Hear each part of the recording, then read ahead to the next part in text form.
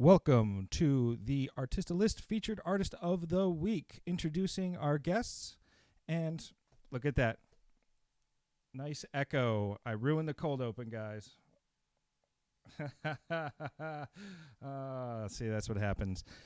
All right, so welcome to the Artista List Feature Artist of the Week. I have a couple great, incredible Johns with us, or we have a couple great, incredible Johns with us. Chris is going to do the rest of the work because I'm not feeling too awesome today. So, Chris, here you go.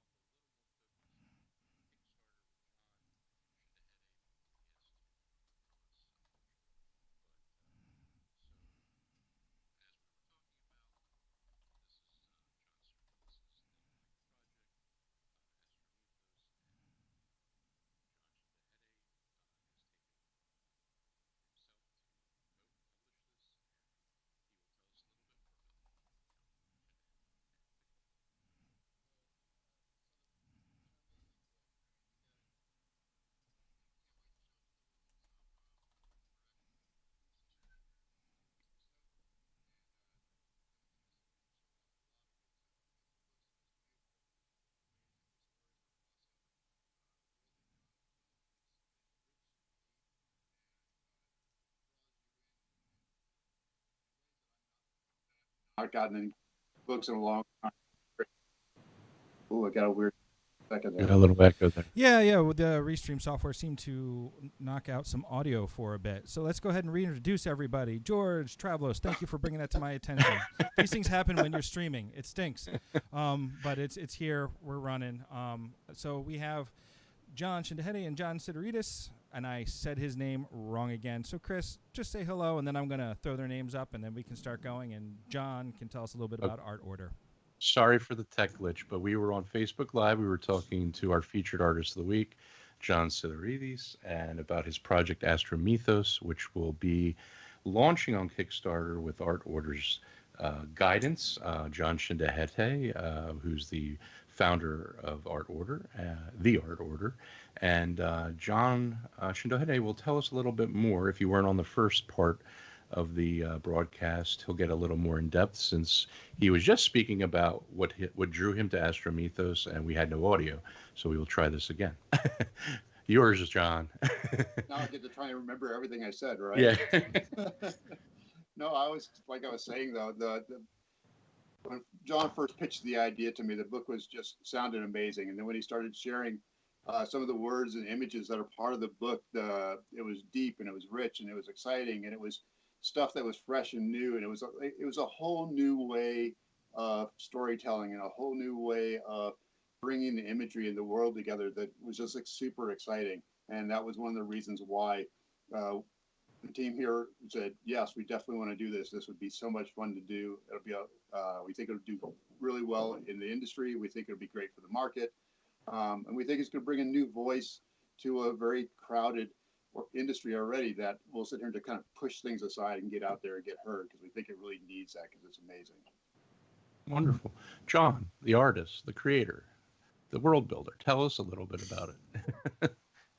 Well, yeah, a little bit about the book or the project. Yeah, tell us about, since we have Jon here for a little while, we're going to talk about some of those aspects. Right. And let's also make sure we get Art Order in there. Let people know all about that. It's an incredible and all their to buy some cool past stuff. projects too. Yes. That's why I was holding on to the Art Order, Jon Shindehette's Art Order business card for a very long time, and I was happy to finally pick it up. Happy that I found it on my drafting table and picked it up and gave him a call, because right away, he responded to the project idea, and he's very friendly. I've known him for a long time, and working with Art Order was one of my long-term plans. If I was able to pull it off and managed to pull it off. And I'm very happy that I did, because, if I were working with a traditional publisher, it would just be something like just a book. And who knows, I don't know if it would be distributed well or anything. Haven't had much luck there, and this is where books are going. A lot of Kickstarter projects are very, very successful because they offer things like standard editions, collector's editions, concept art books, and all sorts of backer rewards that are really appealing to people interested in buying the book. I'm even thinking of putting together a plan for signed prints, original paintings, drawings, bookmarks, pins, even thank you notes to people that pledge just a little bit of money, like $1 to $5. And I'm still accepting feedback for these different ideas for additional different tier pledge rewards, like 1 hour consultation for world building and environment design and character design, and even consultation for framing and matting, which is what I do with all my work. I frame and mat my own work. Some portfolio reviews and Q&A hangouts, desktop phone and tablet wallpapers, access to exclusive content like my drafts and my unused characters and my plot points, for which I have just hundreds and hundreds and hundreds of pages and sketches, and just more access to other exclusive content, and even backers' names on the credits of the book, on the credits page, shout outs and reading lists. These are things that are really an important part of such a Kickstarter project, because it's a way for the fans of the artist or the author or both to really connect with the creative who's not only in it for the money, but they're in it so that they can share and express something important to them with other people, and they hope they respond to it really well, because it means so much to the creatives like me to express myself through writing and art, whereas my whole life I was a big nerd and I had no friends in college and until maybe senior year. John, So I have to interrupt for someone real who quick. spent a lot of time in the library and a lot of time reading and painting D&D minis and just drawing away on weekends and not going out to party and get drunk, I think it means a lot to me that people there's already such a great response, even though the book hasn't even come out yet, it hasn't launched yet. People are just so excited about it, and it was really, really a great thing for me to hear and to experience with our order. Real quick. George Travlos, he says, I want all the things John S. just described. So you have a fan. Thank you. You have And a fan. more. Well, those are good things. So while we have Jon Schindehette with us, what is the best way to give feedback? And those that may have where do you pre-register between Art Order and the own dedicated website for the project? Can you just give us some of that information for the listeners right now? Sure. I mean, there's a couple different ways. So the fastest, easiest way is probably go to astromythos.com, Okay. which is John's homepage, and they've got links to our landing page, which tells a little bit more about the book. It also gives you a chance to sign up. Greatest thing about that is if you sign up on our landing page, you automatically get yourself a free Astromythos pin as part of the Kickstarter program. So it's a great way to get snuck in there and get something free goodie without even having to do much. As far as feedback goes, you can either send emails right to us at the Art Order team, which is info@theartorder.com. You can pop onto social media. You can give feedback there. I mean, right now what we're looking for is we're putting together the whole list of the cool items we want to make as part of this whole Kickstarter. So anything that you think would be awesome or cool, I mean, think unconventionally too. John mentioned it earlier. We want to have like online Q&A sessions where people can learn stuff, have, like consulting bits where people can get new information, so think outside of the thing of, hey, I want pins or I want stickers, think of something that's cool and fun and new that actually means something to you. And that's the kind of feedback we want to hear, because what Art Order has a little bit different take on a lot of stuff. We want to create value for the backers. We want to create value around the creator themselves. I mean, one of the things that we do at Art Order is we have a profit sharing program that we do with the creators for all the books that we publish, so that it's not just them getting $1 or $2 for every book, but they actually get a huge chunk of the profits go straight to them. And that's one of the things that we want to do to help support the art community and support the creators themselves. That's great, because not many publishers, if I don't know any that really do that. So I mean, that's fantastic. And I mean, we're hoping you will come back and show us the pre-launch, some preliminary stuff, and we'll get more into the project.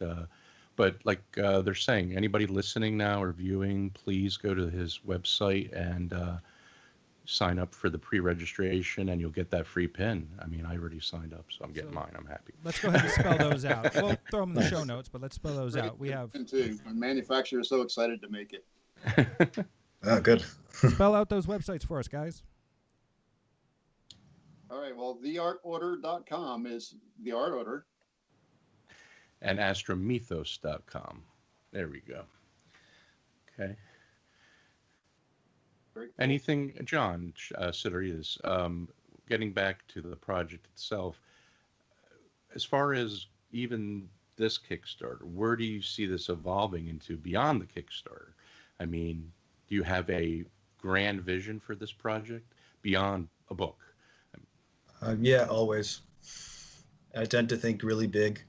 And when I got such a great response, even for the epic poem, which is the original book, this book that's launching on July 30th, I thought this could be so much more. It could turn into a Dungeons and Dragons equivalent or 5e compatible system. It could also be, I'm working with a co-author now on a fantasy novel prose version of the book that's extended fantasy novel length, 300 to 400 pages. And he's helping me expand the world as co-author. And it is, as I said before, I think this was on the Facebook stream, it's part one of 2 or 3 books in the series, depending on how long I live, if this thing doesn't kill me. Because I put so much time and effort, I put my whole life into this. So I can see it being all sorts of things. We talked about animation, and there's been many times where I've talked to my attorney about movie rights and things, or what happens if it becomes an animation? What happens if it becomes a video game? What if they make toys out of this thing? And I never thought, when I was drawing in high school and not paying attention in math class, I never thought that my little drawings would eventually turn into something so big and so incredible and so rewarding for me. I just kept drawing. And I think that's some great advice that I can give to people. Even in college, I didn't know what it was going to become. I just kept drawing characters and coming up with interesting story ideas, something that was really different and unique, and something that's a little less derivative than what I've seen before. And eventually all those little puzzle pieces fit into a greater scheme and became this epic poem and this epic project. And this revival of those great epic stories of good and evil, and stories like Divine Comedy and Rime of the Ancient Mariner, Paradise Lost, Dune, Lord of the Rings, and of course I'm a big fan of Star Wars. So, but I'm going off on a tangent again. You have the time for it, though. Tangents are good. Yeah, and that's part of it being an artist. You're always on a tangent. I often do that in school as well when I'm teaching my classes, and that's why I think I'm glad Jon Schindehette is here, because we talked about offering consultation and backer rewards, like framing consultation, world building consultation, portfolio reviews, Q&As. These are all things that I'm really excited about, because as a professor, these are things that I do in class. These are things that I love doing with my students. And if I'm one-on-one with someone who wants to start a new enormous, daunting project, I get so happy about it and so excited about telling them where to look, what to read, what to study, how to start, what the nuts and bolts of world building are, and how you can delve deeper into the art of world building and make really profound metaphors and things with your stories and your characters and myths. So that's why those extra digital items and interactions with me are such great reward ideas. And I'm glad that people are already interested in it, as we've heard from certain feedback from certain people. Wonderful. During the stream. We personally know Jon is very a giving back person, helping us with our first Artisticon, our second, and all through the years. And that's great to have that type of person handling your project as well, because you feel like you're placing your baby into somebody's arms. That's important. Where am I placing it? And someone I can have like-minded ways. And I think you and Jon, the fact that you have the same spelling and last initial helps. All right, we have a question. We have a question for Schindehette and the other Jon. George, I have a hard time saying John the artist's last name. I just can't get it right for some reason. So he's John. Sideriradis. I know, and I'll practice it afterwards. I'm sorry, John. You call me Greek John. Greek John. Call him Yanni. Yanni. Yeah. That's what my friends call me. So George has a question, and George says, "Can you provide a little detail about the book? Will it be a hardcover, page count, dimensions? Just he wants info." Oh, what do you think, non-Greek John? How about you? Non-Greek John. That's a good question. You can tell them as much as you want there. Yeah, we're definitely going to be doing a hardback. And we're going to, our standard edition that we're talking about right now will be a printed hardcover. And then we're also looking at a collector's edition, which would be a full leather with foil printing, which looks killer. I can imagine. Yeah, the mock-ups look amazing. We're just waiting to see the finals. Where did we settle for page count in the end, John? About 200. Yeah, about 200. Yeah. Yeah. So it's a nice, hefty book. We're doing it on really high quality, thick art paper. So we want to try to minimize bleed through on the paper as much as possible. I mean, we're pretty stoked about it. Yeah. Wonderful. And it's going to look like an old world, golden age of illustration fairy tale book or mythology book. Because I always loved those book covers. Yeah. Going into the library, seeing these leather bound, or even not even leather bound, but foil covers of these ornate images with tracery and little details and scrolls, and they don't do that anymore. That's another thing I want to bring back to the market, because there's so much artistry and great craftsmanship in something like that. So that's part of, among other things, part of what transports you to another world when you open the book. It's like opening a book of magic. Oh, I like that. It's great. Do you see yourself, I mean, just off the cuff, do you see yourself taking a step back after Kickstarter, or just taking a breather, or going full force into the next project? I'm never going to stop. Okay. I'll probably die with a pencil in my hand. Oh, that's good. Yeah, probably underlining some lines on some epic poem that I never heard about before, that I just got my hands on, or painting. Yeah, I'm never going to stop. I'm just going to keep creating.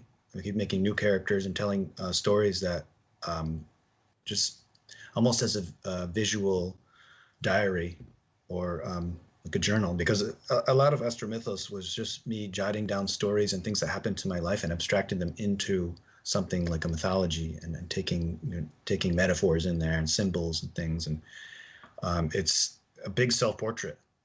And a lot of people relate to the stories and the characters that come out of that, which, in turn, I think is great, because these are some struggles that I had in my life.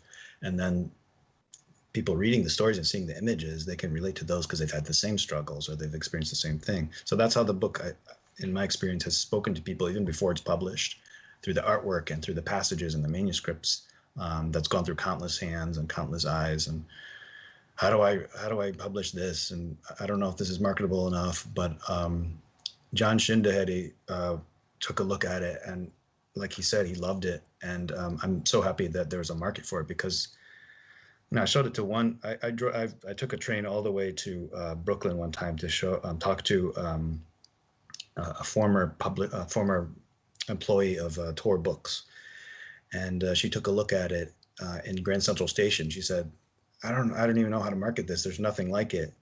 This is like a work of art." She didn't know how to what to tell me. I said, "Is that a bad thing or is that a good thing?" She said, "It's a really good thing. It's just going to be really hard for you to find the right publisher." And that's what happened. It was really hard, but it took a long time, but it happened. And I imagine that's what happens for all sorts of illustrators and writers, like J.K. Rowling and Dr. Seuss. Dr. Seuss got rejected myriads of times. Even George Lucas with the Star Wars films, he brought it to all sorts of different, and not to compare myself to them, that's a little audacious, but yeah. It's okay. That's how it happens. You just got to take a risk. Oh, Yeah. hey. No, absolutely. And Jon Schindehette, do you feel the platform for Kickstarter has really, I guess the word is, I guess what I'm trying to say is it helping artists in a way that it hasn't helped in years past? Has it grown into a different animal, so to speak? Or Yeah. how is it? So Kickstarter is an interesting beast. I mean, it's changed so much over the years about who uses it and how they use it. Um,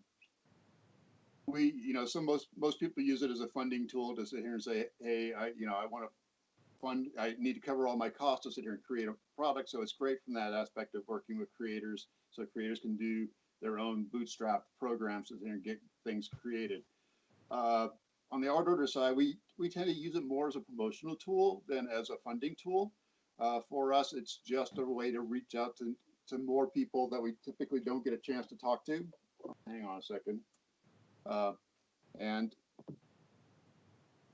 so we get a chance to talk to more people than we usually get to. Typically, what happens is we double our audience size just because we get a chance to talk to new people through Kickstarter that we don't normally do. So we have our traditional marketing methods where we talk to people through our email stuff, through our social channels, and then we also do paid promotions as well. And so we reach a lot of people, but usually about 2 weeks into our project, when we're doing a real good job of promoting our project, Kickstarter loves to back us up and promote us as well too. And so typically what happens is 2 weeks into it, it shifts from us being 60 to 70% of the voice of it to Kickstarter starting to be 60 to 7% of the voice for it. So it's a great promotions tool for us, not necessarily a funding tool for us. Okay. So that's what we love to use it for. And when you approach it as a sales tool versus a funding tool, it kind of changes the way your brain thinks about how to address it. And I've done talks and talks and talks about how to deal with Kickstarter from a creative standpoint, to use it as a promotion tool versus just a funding tool. So I'm not going to spend 2 hours talking about it now. Right. But I would assume that makes it stand out from all the crowding in the art sector on Kickstarter too, right? I mean, it helps. I mean, it helps. I mean, the truth is you got to have something fresh to talk about to really stand out. right. If it's just, we were talking about this on the Facebook feed, that industry, Kickstarter is so filled with the same things. You got these 10 things that you see always in the publishing, art books, this, all the creator made stuff. And so it's hard you can't break out of the content areas, but what you can break out of is what you're offering within the content. So it's having that fresh voice. And that's why we were so excited about working with Jon, because we believe his work has such a fresh voice and such a fresh look. I mean, Right. It's not like he was saying. She was in the train station saying, I have no idea how to market this. And we were looking at it going, we have no idea either, but we're excited about that. To try it, yeah, and Yeah. go for it. Yeah. Well, that's so comprehensive, I guess, is I think if you look to a standard art director or someone that's not like Jon, who's kind of seen all different industries, they're looking at it from their scope, and that's all they can see. And I think Jon has the ability to see beyond that. I mean, that's what I've gathered in all his lectures and anytime I've talked to him. So I think you're in good hands, Jon, with your project here, and many Definitely. more things to come of it. How are we doing with time with you, Jon? Are you still? Actually, probably get going in a couple of minutes, but Okay. it's Great. great There's a good time to hang segue. out with you guys. Oh, well, thank you. It's mostly Chris. It's Chris's awesome personality. That's why he's such a good front man for the organization. Look, I actually have a Sometimes I don't know if question. my wife would agree with these past 3 months, but Look, being cooped up with me. I have a But, question. We got a question. Sure. Actually, this one's probably more in line for non-Greek Jon, but Greek Jon, please feel free to step in. So I use both crowdfunding sites, Kickstarter and Indiegogo. I've been noticing lately, regarding the books, Indiegogo has been growing in popularity. Do you consider using that site, or did you consider using that site? I always consider using Indiegogo. The problem with Indiegogo is that it has a much higher risk factor. So basically, Kickstarter is the scenario of you fund, everything starts over at scratch, and you can come back and redo it again. And we've used that to our advantage a number of times where we've tried to fund events or fund projects and they didn't fund. And we looked at it and said, okay, what are we doing wrong? And so we were able to go back and make it better and come back out. Whereas with Indiegogo, if you get one backer, you're printing a line of books no matter what.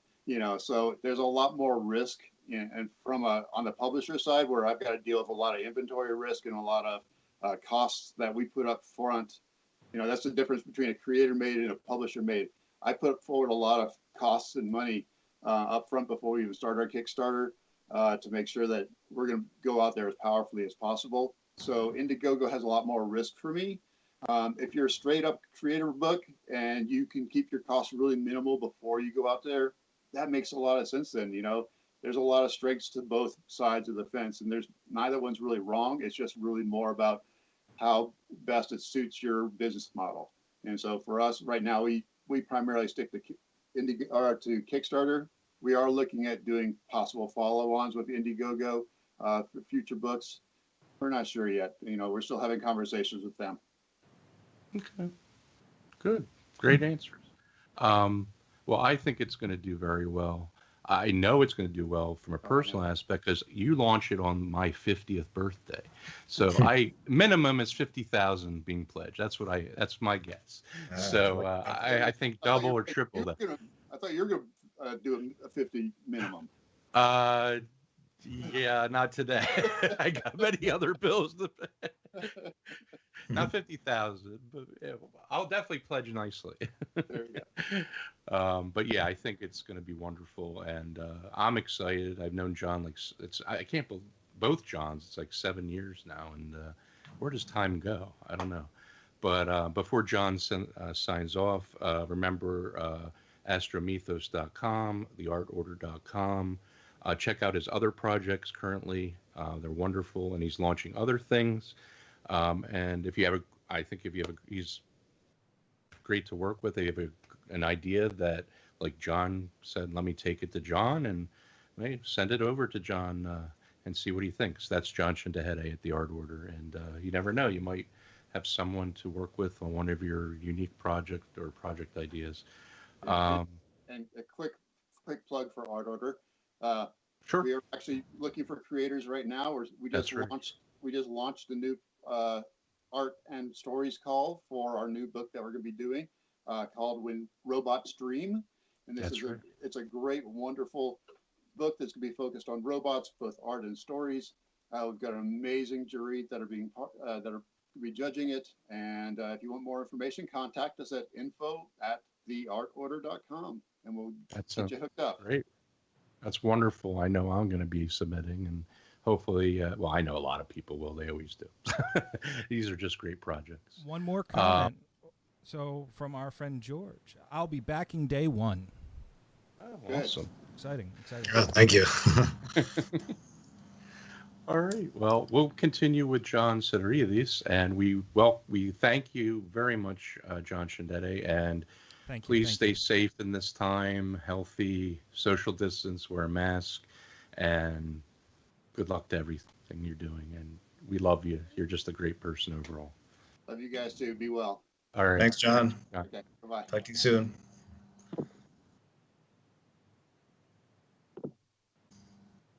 You guys can keep going, but I'm just going to say, Jon, thank you so much. He's just frozen on screen there. I wasn't sure if he was okay. So let's get back to you a little bit. Let's tell me some of your influence. Like I've seen your talk, but for those that haven't, tell us some of the influences.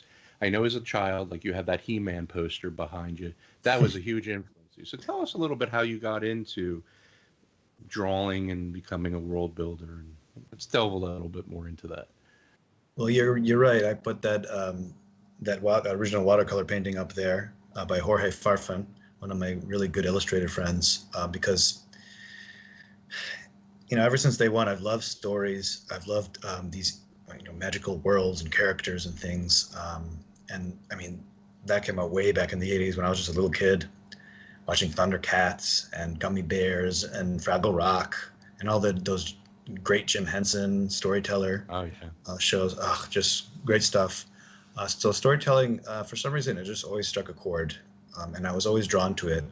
I talk about this at the last Artisticon in Philadelphia. I talked about this, or I was telling stories to my friends when I was like 6 or 10 years old, and I would just make up stories. We'd go in the woods, and they would even believe them, to the point where they get so scared they'd run home crying, which wasn't my Oh, my intention. goodness. But I still feel really bad about it. Stories about monsters and mythological creatures in the forest. And I said, I'm not going to do that again and make someone, react that way. But I want to, create stories for a living and make my own characters, make something great. I always think back to the ancient Greeks and what they did. I talk a lot about this in my my classes and in my books, specifically the concept art book. That's one of the backer rewards of my Kickstarter. It's, I guess, so inspired when I read about what Homer did and what Herodotus did and what all these people like Plato and Aristotle and Pindar, who's my favorite ancient Greek poet, how they changed the world. And I always look up to that. I don't know if my book's going to make a big change or I mean, some people say it's going to, and it's going to be a really great and exciting and inspiring thing. But even just to come close to what they did, I think is very important to me as a Greek American and a first generation Greek who's very, very patriotic, as I was telling Chris a minute ago. And I remember in your one lecture, I didn't mean to interrupt, but okay. I remember you said you used to go into the Greek Orthodox Church and just be enamored by the iconography. That's right. Yeah. Yes. So can you tell us a little bit about how that played into your style, maybe, and your technique? I mean, did you actually study some of how icons are made and things like that?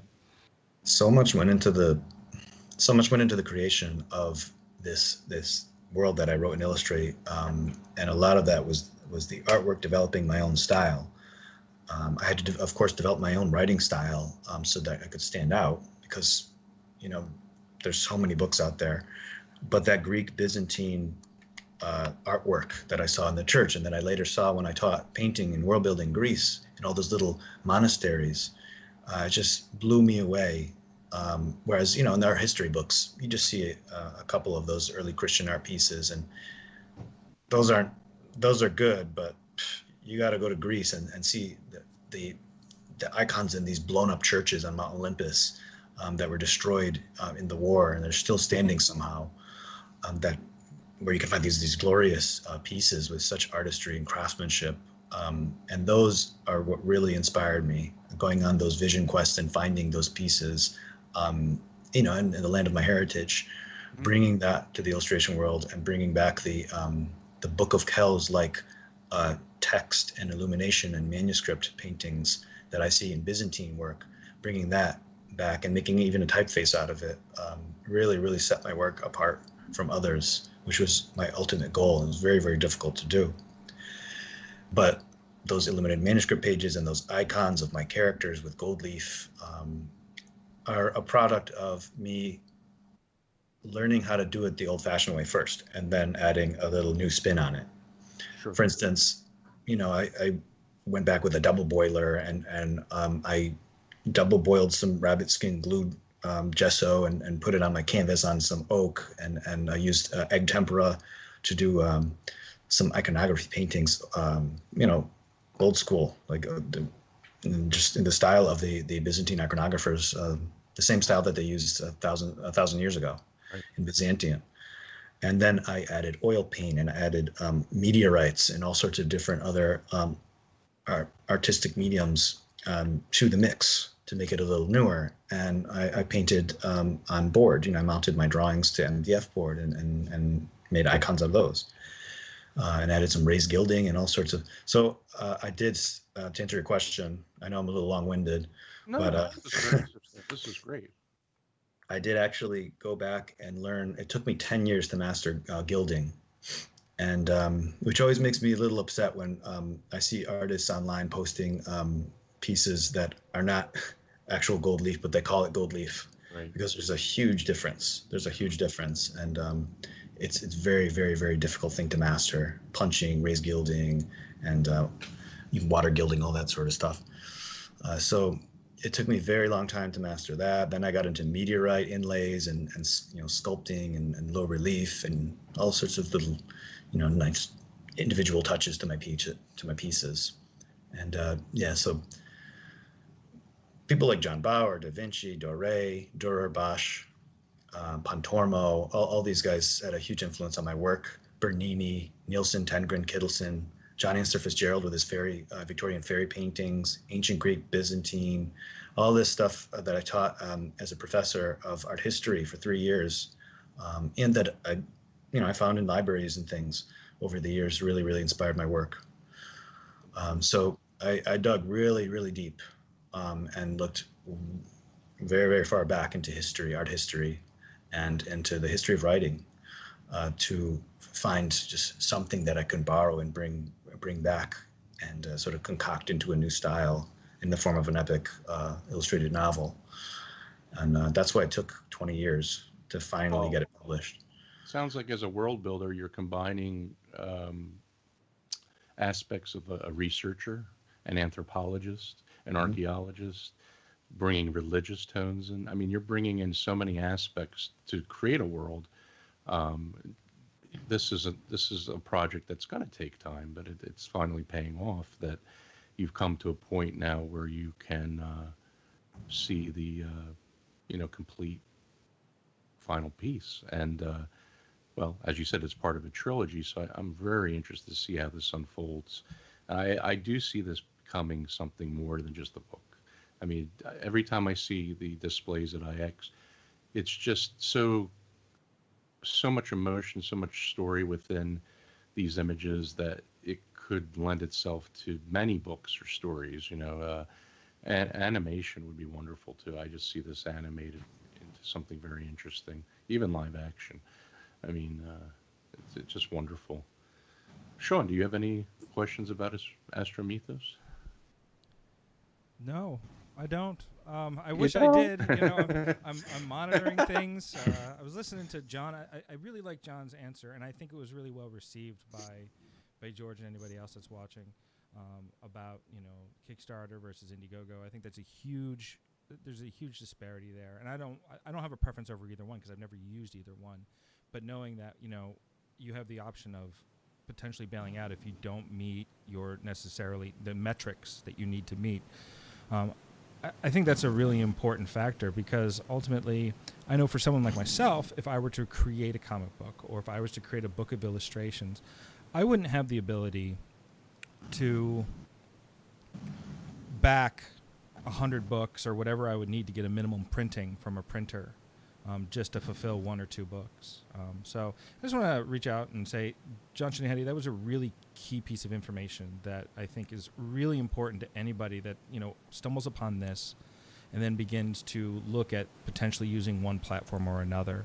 I just think that was a real piece of, that was like a golden ticket almost, because that could be the difference between someone going broke and not being able to pay the rent and still being able to fulfill a program. Back to Astromythos, I love it. I want to bring up the website again, actually, and it maybe this would be a great opportunity for Jon to talk a little bit about. Sorry, guys, I'm doing 2 things at once here. I'm typing and I'm going to the website and trying to talk a little bit about this free pin and what that involves. Let me just go ahead and go to it first before you dive into that. So give me just a minute. Where are you? Click on the Astromythos pin for free. There it is. So www.astromythos.com, astromythos.com will bring you to the home page. So we'll transition real quick. And it looks a little bit like this. And it's got this really cool figure that we're going to talk about soon. He's pretty awesome. And then you can see more of his work. And as we go down, we come to this right here. Click here to get the Astromythos pin for free. I'm going to click it because I totally want that pin. So anyways, and so it brings us to this page. Jon, could you just take a few minutes to tell us a little bit about, how they can get this pin, what this is all about, even though we've already talked about what it's about. Just, explain a little bit, take it from here. I'm not feeling great today, so just take it. And if maybe someone, did you have a jeweler design it with you, or is this just So this is not only a way to get the pin, but it's also almost like a pre-order system, a way to follow the launch.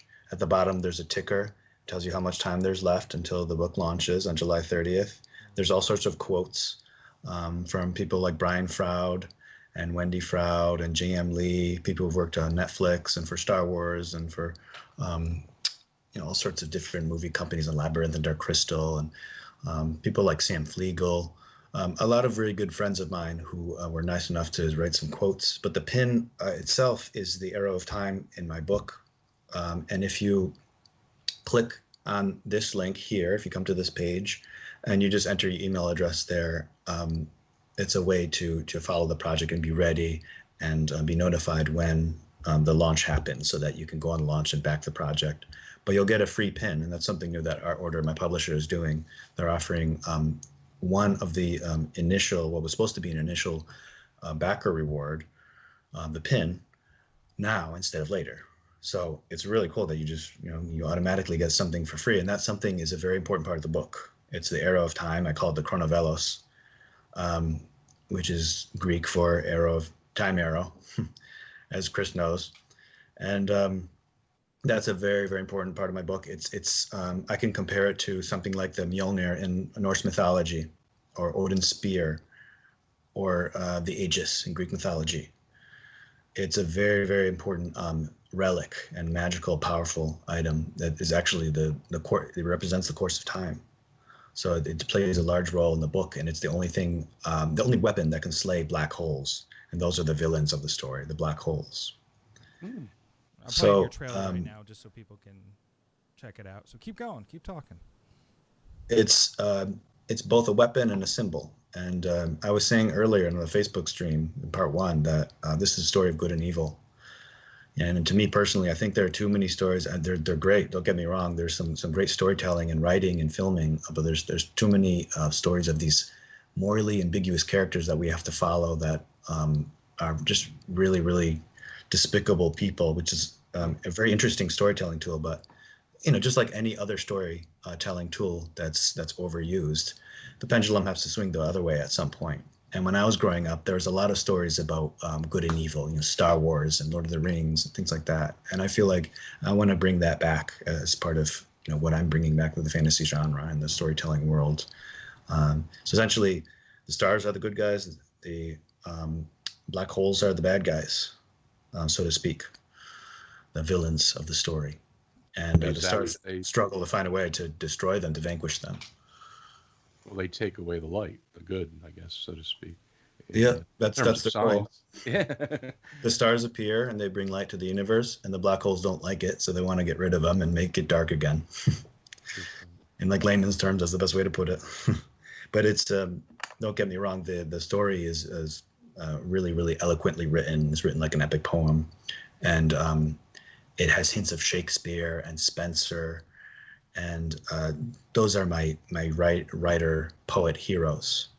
And I talked about Pindar, but when I'm coming up with my ideas, I'm reading all the time, reading with a pencil, underlining ideas, underlining lines of epic poems, and capturing the language. I'm reading Bruno Bettelheim, Joseph Campbell, Carl Jung, Pindar, Elias Lönnrot, Edmund Spencer, Carl Sagan, Stephen Hawking. One of my biggest influences, something that changed me forever, was Da Vinci's work. It changed me, it changed the way I drew, and it just helped me focus on producing just better, well-crafted pieces instead of just drawing something and compromising and say, okay, it looks okay. But I get the same thing out of those writers when I read their books. Just the attention to craftsmanship and excellence, which goes all the way back to those Greek wisdom sayings, to strive for excellence and all your endeavors. I think those Greeks had a lot to say, and we don't study it so much in school anymore. So another connection I want people to make when they read my book is the connection to Greek mythology and Greek poetry and Greek wisdom and everything that the ancient Greeks developed in their civilization is so important to Western culture and even to the entire world. And it's just something that I really, on days like these, could really help carry us through. Well, I even think, being Greek myself, I think we also have a lineage that we have a lot to live up to. I feel a lot of Greeks feel that, being that we have that that line all the way back. It's like, look what our ancestors did. So we have no excuse to just slack off. But I think what we're seeing with you is you're in the way Da Vinci was a Renaissance man, as the term is coined. I see you as that you are a mixture of many different aspects, a true creator, not just an artist, but a writer, a thinking person. And this is something I think if students are watching or someone wants to study art, this is the prime example of in 4 years, you're not going to learn everything you need in your career. You've got to go beyond and you've got to research things. You've got to take that extra endeavor to go and become your own teacher. You have to. I think art school really teaches you to learn how to learn, or at least it should.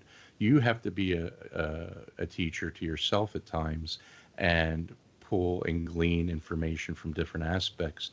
And some things may not jive. Some things may completely influence, like you said, Leonardo da Vinci completely changed the way you think about art. So until you, I think age comes with wisdom, or wisdom comes with age, so to speak, going backwards on that. And that's where the more experience you gain, the more you can impart into your creative works, whether it be writing or painting or sculpting, whatever it might be. And Jon, being a teacher, I think would agree with that. I think it's a lifelong journey. And that's the important part, is that the journey. Maybe the final product is nice, but I always thought the journey to the final product is more illuminating. I actually have a saying, right? So the age, wisdom comes with age, knowledge comes with work. Yes. That's very true. They are and not exclusive, but they're also not inclusive of each other. They really are. They can be separate things that can also then benefit or, sort of link each other together. I'm sorry, Jon, go ahead. I want to follow up on what Sean said. I think it's really important because when I started teaching about 10 years ago, no one took me seriously. They thought I was another student. They're like, wait, what? You're the teacher? I'm in the wrong class. And they even tried to leave my class because I looked like I was their age, even though I was 10 years older-ish. Every great, not to say that I'm as great as someone like Alexander the Great, but every important historical figure, that I found in my research, like Alexander the Great, for instance, had a great teacher.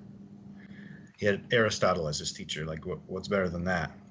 Aristotle taught him, medicine, and he taught him war tactics and all sorts of different wisdom sayings and things that he could tell his troops, so that he could lead as successful commander and leader. So behind every important contribution, I think there's a great teacher, and there were great teachers behind me when I was attempting to and working on developing something that's a great contribution. My high school teacher, Mrs. Guz, and all sorts of mentors like Patrick Topoulos, and college teachers like Sean Thenjeti, who turned me on to Joseph Campbell, and my teachers in other colleges and grad school, like teachers like Dennis Nolan. So it's really important. It's really important to have a great teacher and to have a good education, because the combination of all sorts of disciplines can lead to something much greater. And that's why I love astronomy, because the contribution, that contribution to my book was such a great thing. Learning all those astronomy and physics classes really contributed to the way I tell stories, develop literary devices. And it wasn't just art school for me. It was poetry, it was illustration, it was physics, it was astronomy, creative writing. And I combine all these things into one masterpiece that eventually someone like art hoarder Jon Schindehette picked up. Wonderful. You still have quite of a journey to go, but I think your journey thus far has been very exciting. Is there any art tip you have for young people out there that might be interested in world building, or, I think I see a lot of young people feel like they have to focus immediately onto some sort of avenue. And I always felt that, or what was imparted to me was that will come in time. There's a difference between technique and then style.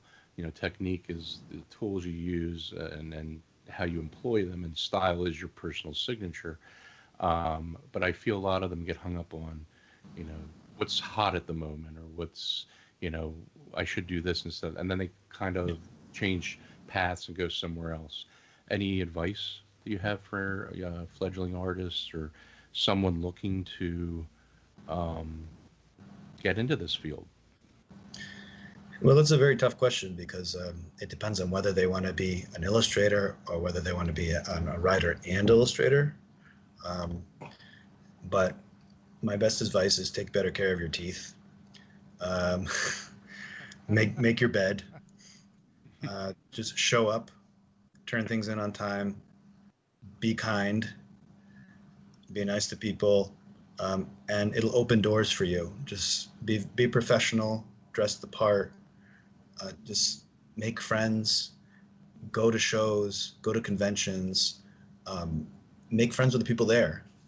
And I've seen this happen all the time. I've seen students just fresh out of school, and even students in school who have gone to these conventions and these gallery shows all over the country, and they've made friends with their favorite illustrators or their heroes, and they got critiques, portfolio reviews, and eventually they were in the show with them a couple of years later. So it's a cliche, but it's all about connections. It's all about being, kind and helping people and making new friendships and learning new things about your trade.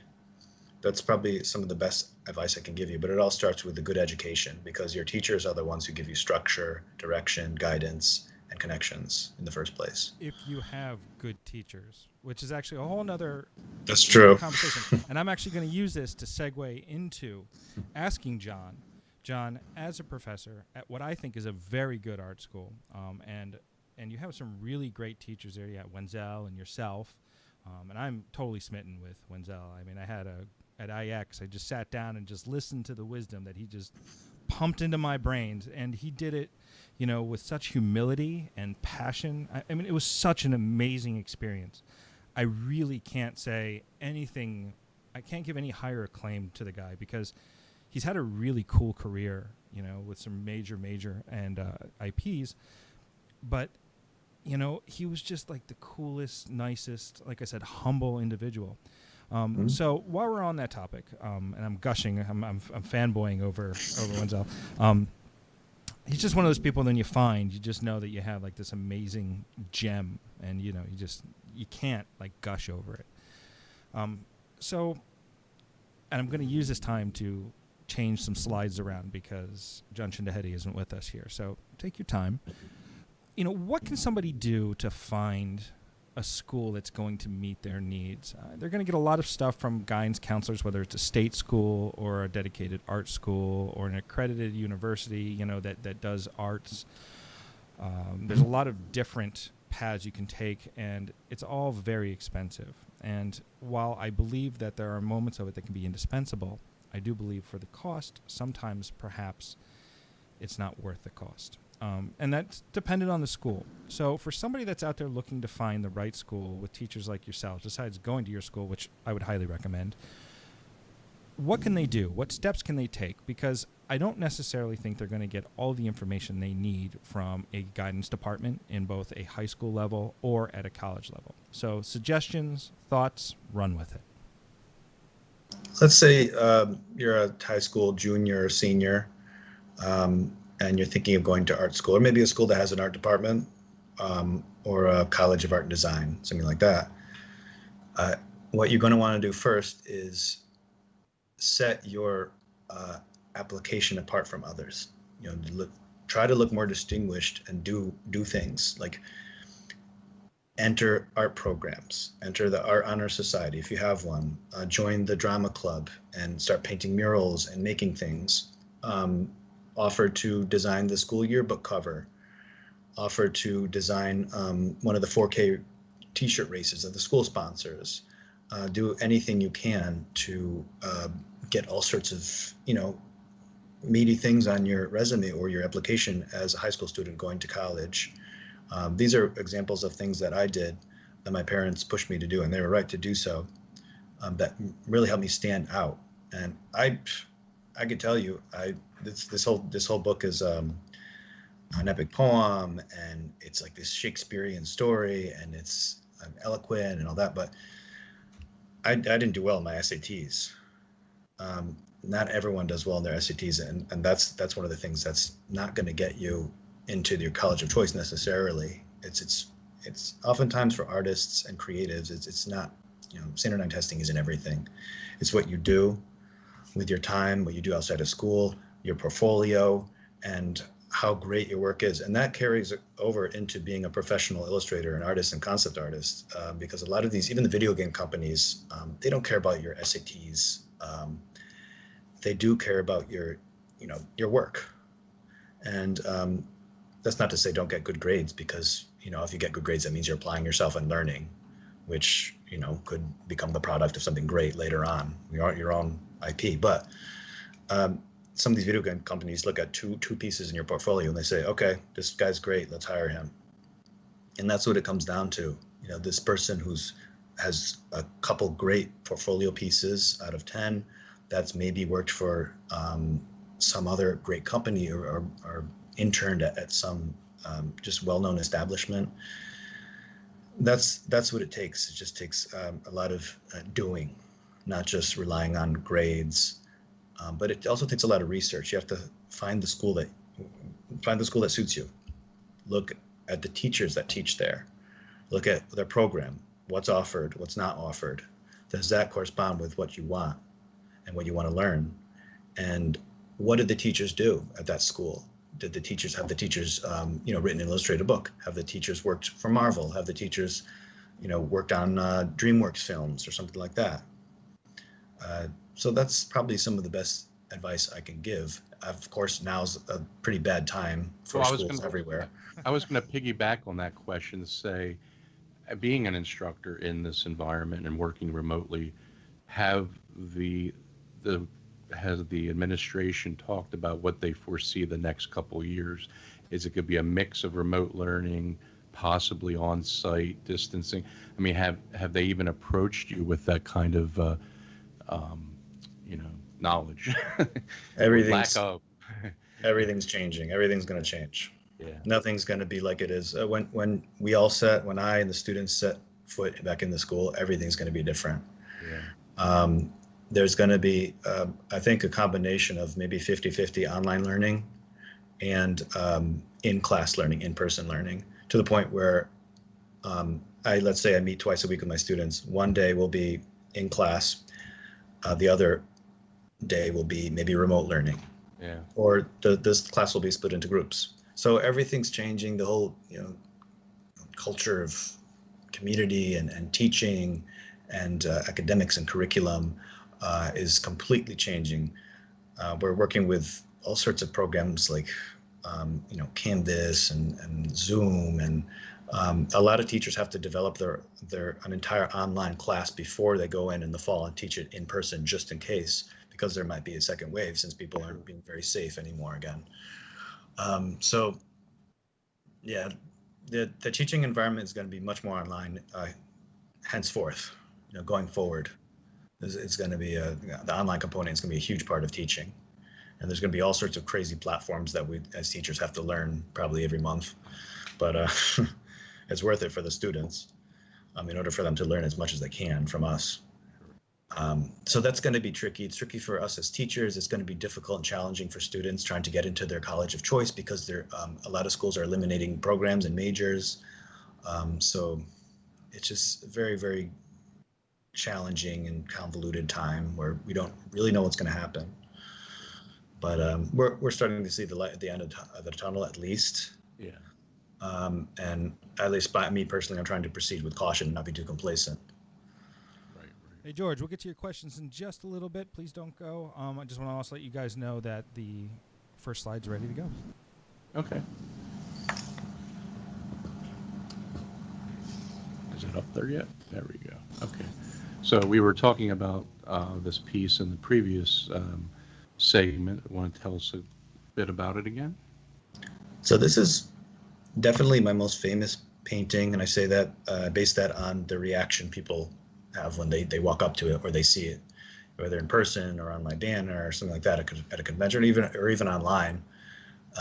This character has become such an icon, even though he isn't even appearing yet for a very long time. He's a character for book 2 of Astromythos, at which point humans enter the story.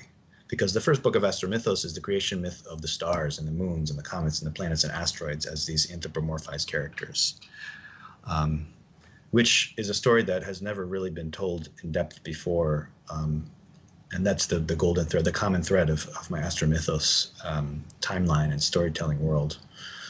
So this guy is just the most powerful human in the universe. And in the second book, he's regarded by some as a god and by others as this sort of, anti-hero or even villain.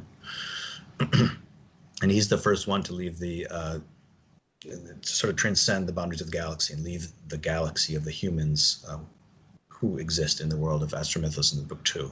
So he comes back as this cratered husk who has just seen all sorts of atrocious things and unimaginable things in the universe, as well as of course beautiful things. But that's why he's all cratered here on his forehead, on his skin, on his hands.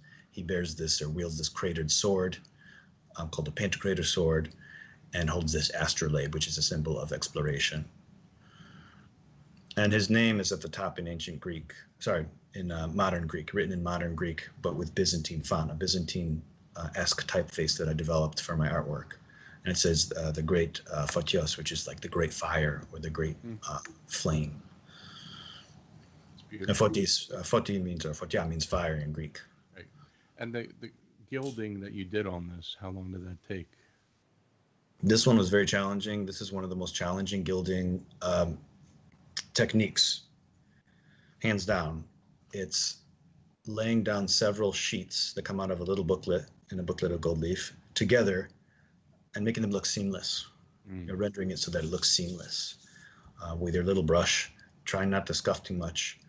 That's real gold leaf.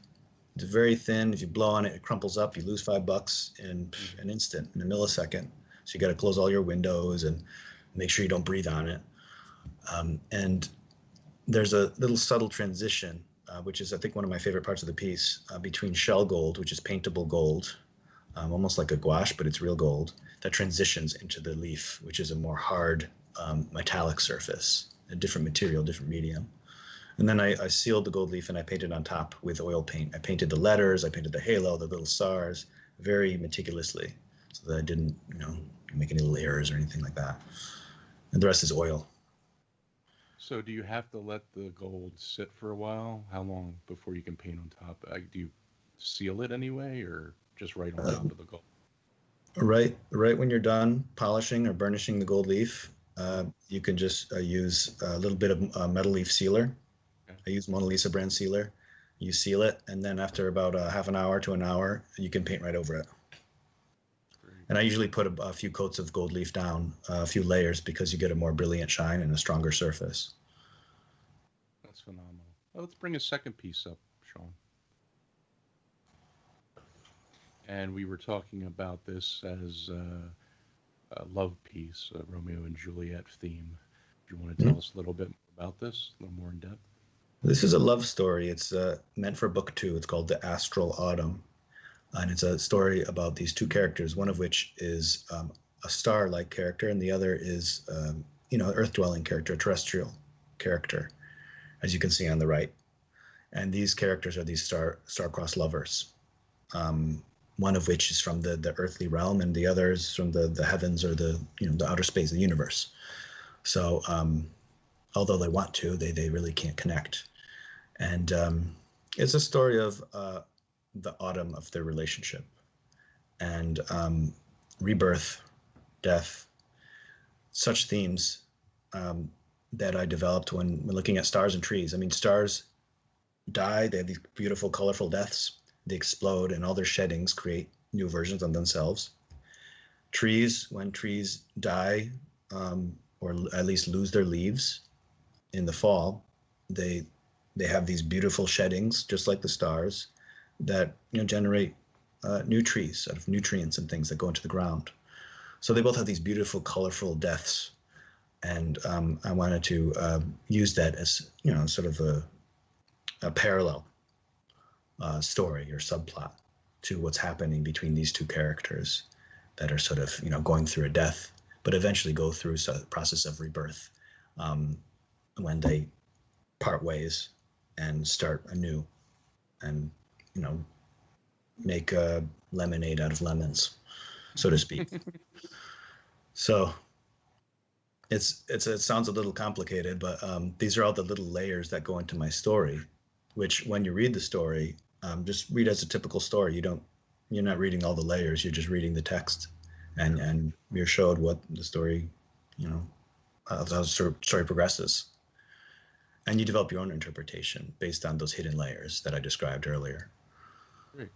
You said someone had a question, Sean. Did you want to? Oh, we can't hear you, Sean. I muted it so you guys wouldn't hear my keyboard clicking away. Okay. Give me 1 second. I'm just actually going to throw up a quick text to our friend George here, who has been really great. He's asked a lot of great questions, and he's sitting here listening to us go on for ever and ever and ever. Let me just type here. We go. So the question is, thoughts on traditional art versus digital? And, I just threw it out there. Please correct me if I'm wrong, John. I said the three of us sort of agree that art making is the most important part. Traditional tools, art and digital tools are just tools, each with strengths and weaknesses, And then I just said we'd go through and explain our individual takes on each one. Here we go. And so quickly, I know this is mostly for John, but I have different projects that I'm working on, and you see like I have a little painting back here, this little oil painting study, color study, and I did a black and white one, and then I'll have a larger painting, which will probably be never shown to the public because it's personal. But I have another project here that I'm working on for a YouTube channel that's a digital animated comic, and I'm doing that, almost entirely. I started by hand, but the scope and scale of the project changed. So now I'm doing it mostly on, in Clip Studio Paint and Photoshop. It's going to be a bit of a time saver, as well as it's just far more convenient. And frankly, it would be, for me, foolish to go the strict traditional route, ink everything in, scan it, color it. It just would cause too many problems within the pipeline. So for me, they're all just tools. I do have a preference for traditional, but that being said, I'll use whatever I have to use to get the job done and get it done well, to the best of my ability. Mm-hmm. John? What do you feel? Yeah, I agree. That's probably what I would have said too. Do you ever if I'm working, do you do much in digital, or do you do mostly everything, like with your students? I teach digital every year. I teach digital illustration every year. We cover concept art and trading cards, cell shading, all sorts of things, environment art. And I agree. If I was working on a freelance project that required digital art, or for which I needed to use digital art because I needed to work faster, then I would use my tablet, and I would just do it digitally because the art director would probably say everything is digital in this franchise and in these rule books for this RPG, for instance. So can you work digitally? And I would say yes, and I would work digitally. I think I agree with Sean. It's just another tool. It's like contrapposto, or it's like the Lucy or the Artograph or the light table. It's just another piece of technology that artists have used, and artists have been developing new technologies throughout art history. So it's just something that speeds up the process. And now it's used everywhere in concept art and video games and films, and almost to the point where it's completely digital because it's just such a faster way to work. And you can make digital pieces look like traditional. However, it's a little harder to sell digital pieces if you want to start getting into the gallery scene or into a convention scene, because it's not the original. It's regarded as more of print, which is great because artists have been selling limited edition prints and printing press prints forever. But a lot of collectors want original paintings, paintings where there's actual brushstrokes on the canvas and things like that. So I personally prefer traditional, but I value both for different reasons.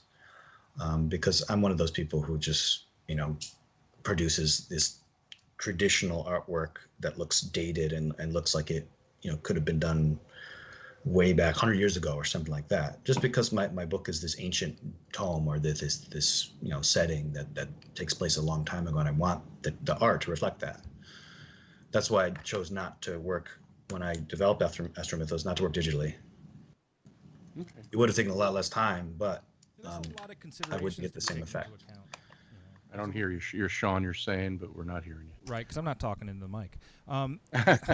Like I said, jumping around doing a bunch of different things. There's a lot of considerations to be taken into account. I will say, though, that if you are trained primarily traditional, so let's say you studied at maybe like one of the ateliers that, are just about painting, there's always going to be some sort of, entry fee to be paid in terms of work. Remember that knowledge is work. You're going to have to put in some time, working on a Cintiq or a tablet or even with a mouse, even though it might even seem a little easier at first, although maybe not as efficient. You're going to have to spend some time really getting used to the tools. It's no different than learning another traditional medium. If you've been trained entirely in oil paint, chances are you're not going to be, a prodigy in watercolor. And that's okay. You just have to put in the time, you have to put in the work, and then you get the knowledge, you build up the neural pathways, and you're off and running. I don't know how you feel about this, John, but for me, there's always a slight disconnect between the surface of something digital, whether working on a Cintiq or on a tablet, although the tablet's much worse, versus just sitting down and working on a piece of paper. I would much rather have a brush to ink or paint with anyways. And I think part of the reason is that the tools, I had read a study where, actually a paper in a scientific journal that talked about how the tools that we're holding become extensions with enough practice of our actual bodies. So they don't become any different. And there's all these really cool studies that you can do where you can isolate somebody's arm and show them a fake arm and then run a feather over them and then stab the fake arm and they feel it, and then all of a sudden they stop feeling pain in the real arm. It's really, really cool. And so that sort of thing begins to happen with the traditional tool, and you feel these subtle grains and textures, and there's something lovely about that. And for me, it's always difficult overcoming that hurdle of the digital disconnect. There's always a little bit of lag, even though the good tablets now don't have as much parallax. It's just, they're still pretty good, but they're just not quite. They don't provide that tactile feedback, which I do find a little bit disconcerting. So if I had my druthers, I definitely would go with traditional any day of the week. But sometimes it just doesn't make sense. There's all sorts of artists that combine them too, like Justin Sweet, half digital, half oil painting. Right. He starts it digitally and then he finishes his piece with oil paint so that it can eventually become digital, and he saves time. So I'm looking at you instead of at the camera. You're saying, so that's interesting that he would start digitally and then, I guess, print out, prep, prime, mount. What does he work in? Oils, acrylics? Oil. He finishes his digital piece, which is printed out with oil paint. Right. So is he doing like the eboche? Is he doing the imprimatura in there first? Or is he just doing the drawing and getting everything kind of laid out and then applying all the traditional techniques on top? Because this is really, really fascinating, because usually you see it the other way around. This is one of the first artists that I show my intro level illustrators, because what he does is very interesting. And he combines the two by doing almost like underpainting, maybe a little more, and like a color sketch, more or less. And then he prints it out, and then he finishes it with oil. So about 25%. As far as I know, the pieces I talk about in class, this may not be what he's doing exclusively now, but he finishes the last 25% with oils, 25 to 35%. So he builds it up pretty significantly. And on the other hand, there's artists who finish their pieces digitally. They paint them, with traditional media like gouache or acrylic gouache, and then they finish them digitally just to save time. And I use a couple of different digital techniques as well, which a lot of other illustrators use to save time. I do my drawing on paper, I scan it in, and I increase the size, and then I print with an inkjet printer. I print it out on watercolor paper, and then I mount that to MDF board. And I use Fabriano soft press paper. I've done So that. there's a little digital component in the process that really speeds up the process, because you don't have to redraw your piece, and you could draw rather small, which takes a lot less time, as we know, and then enlarge it, which would have taken a lot more time to either copy or draw bigger, and then I just paint over it or seal it if I'm using oils.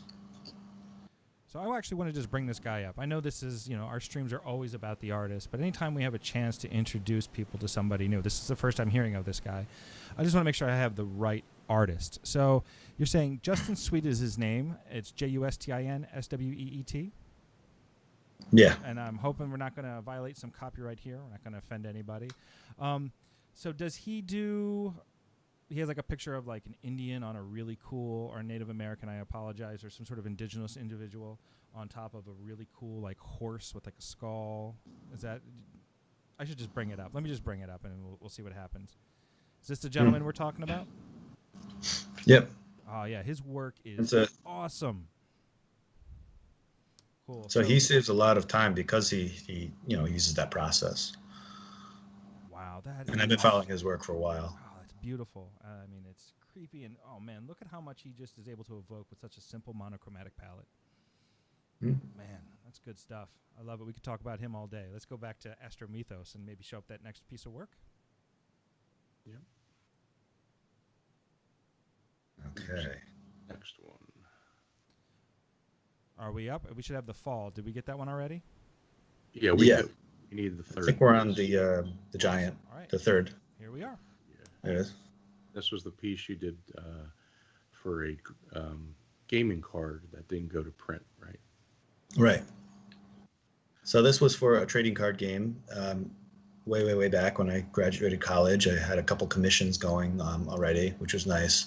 And I had a lot of freedom with this piece. But I also had a lot of freedom in terms of contract and our agreement, namely rights, all rights to the piece. So I asked for all rights because I knew at some point some of those 19 oil paintings would eventually go into my book, or maybe go into one of my books later on, Astromythos published books. So this one is in fact going into book 2, and I loved working on it. This is a painting of one of the planetesimals who make their first appearance in this book that's coming out on July 30th in Astromythos book 1. And this is one of the planetesimals who's trying to escape the Earth, but can't, so he gets sort of frozen or locked in place and becomes a mountain. That's why his little eye resembles the star seen above, or some of those starfield stars above. And the planetesimals, according to astronomy, are just these bolides, these asteroid-like rocks that smash together. The theory is, in the formation of the solar system, they were the constituents of planets like Earth.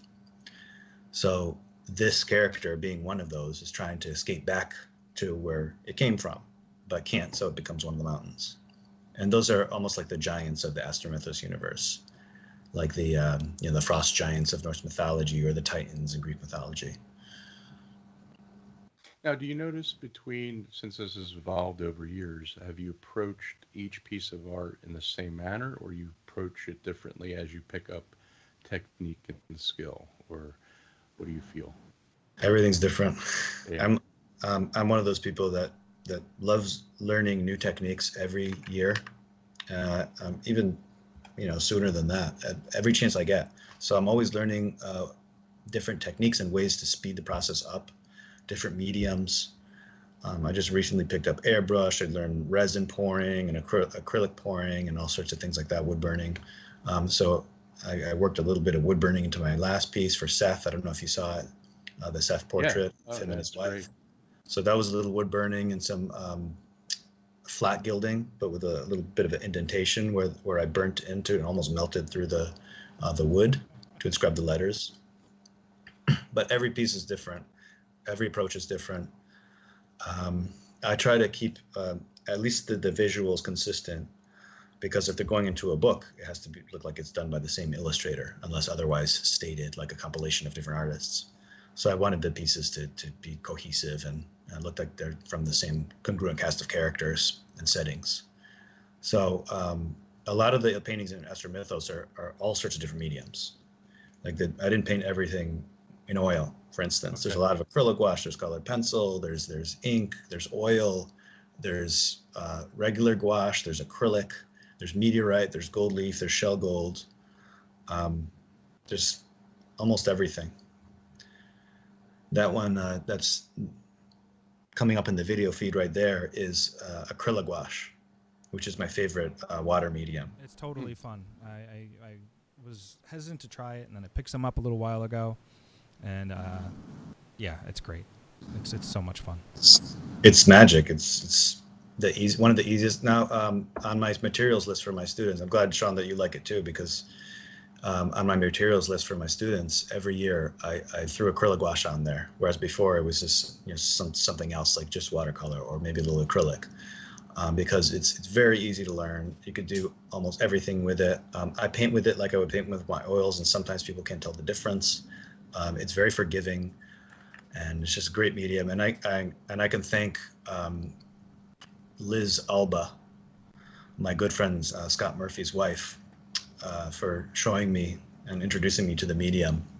Because ever since I saw one of her posts and talked to her about it, I fell in love with the medium, and I thanked her ever since because it's very fast. It's a lot faster than oil, even though I love oils. Oil's my favorite, but it's very toxic. So, sure. Yeah, I worked in gouache quite a bit early on, and I loved gouache, but never liked acrylic. So maybe this will be a happy mix. I'll have to try it. That's exactly what it is, and I said the same thing about those mediums, and they're great. I mean, you can do all sorts of things with acrylic and with gouache. But acrylic gouache, thanks, Sean. That's my favorite brand too, Holbein. Acrylic gouache is just magic. It has the best features of acrylic and the best features of gouache, and you can even use it like watercolor. The layering is just beautiful. It's just a wonderful medium, and there's all sorts of different ways to seal it as well, which is it's a little tricky, but once you figure it out, it's not that bad. So you'll be joining us with Jon again closer to the launch of the Kickstarter. We'll go more in depth and probably see some preview, solidified pages and things of that nature. Mm-hmm. And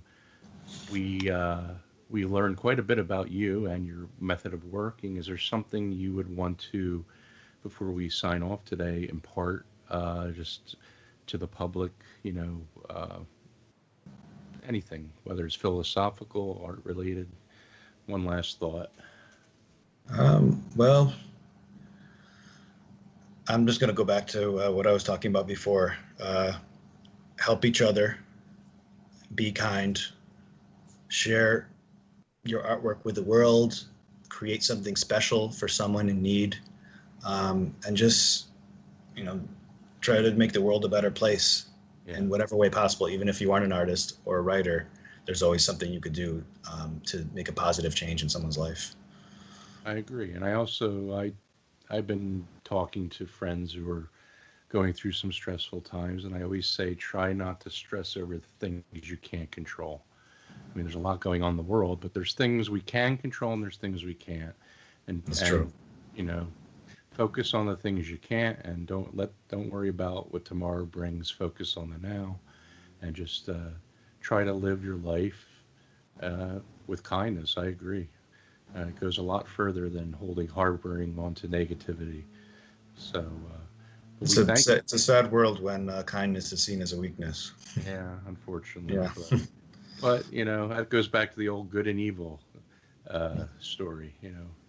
We need good to overcome the evil. Right, Jon, exactly. Thanks. I think this is a good time to, give one last plug to Astromythos, which is launching July 30th on Kickstarter.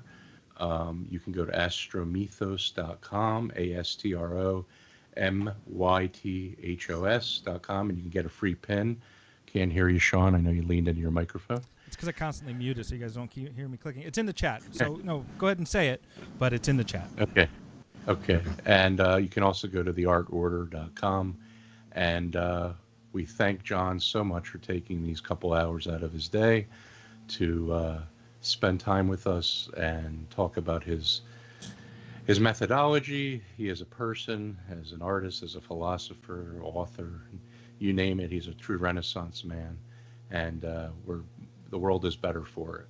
So we thank you once again, and looking forward to our next time, probably in a few weeks when we meet up and see more of the finished product.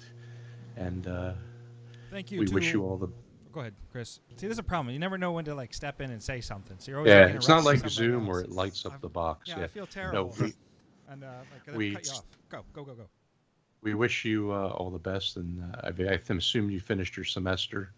You have some time off now. Get some relaxation in as well, and enjoy the summer. Okay, well, I hope you guys enjoy the rest of the summer too. And thanks so much for inviting me to the show and for streaming with me and letting me talk a little bit about my book. Thanks for Because it's tolerating been a us. dream of mine for a long time, so I appreciate it. We thank you. We were honored to have you, and John. Well, we also I have love to all thank your George. insights too. It's great talking to you. If you're an artist, please post your website in the chat. You know, why not? Let some people know who you are. Although you may be really huge, and I apologize if we don't know. But you've had some great questions today, and you know, you hung in there for the whole thing, and it's just been really awesome having you here. So thank you very much, George. George. Oh, George Thank you, online. George. I was like, George we have a Travelos. George in the room. I didn't. Okay, the online George. Gotcha. Okay, That's all. thank you. And Thanks, we're out. guys. I appreciate it. Thank you so much, John.